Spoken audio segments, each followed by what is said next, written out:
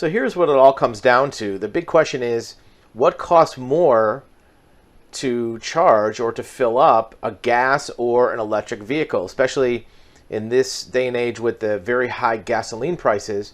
The question comes up, what does it cost more to drive per mile, gasoline or electric vehicle? And obviously, electric vehicle isn't free. You have to charge it up and you have to pay either your electric bill at your house or pay for a charging station. So it's not a free driving experience.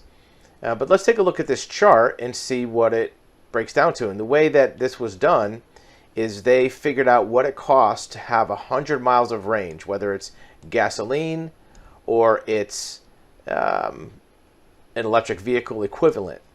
And they did it in a couple different cities, but U.S. national average, they broke down the cost for this month, and they went back actually 2 years. The blue line here is gas, and the yellow line here is electricity. And as you can see, as of January 22, for gasoline to go 100 miles, it costs $14.08.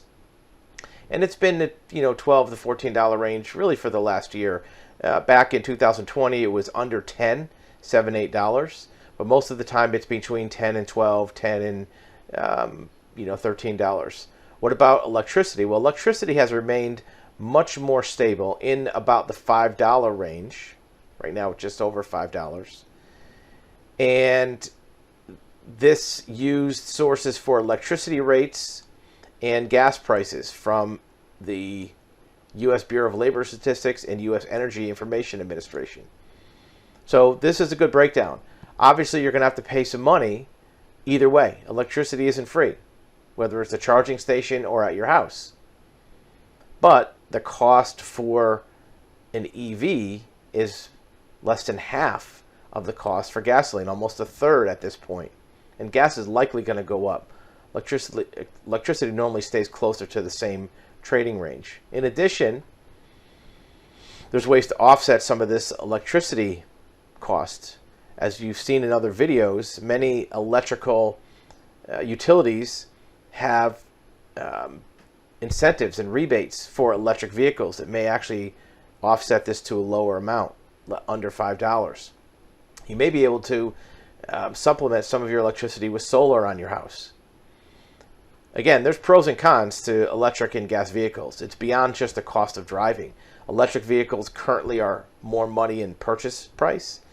They may have slightly higher insurance, and there's less availability.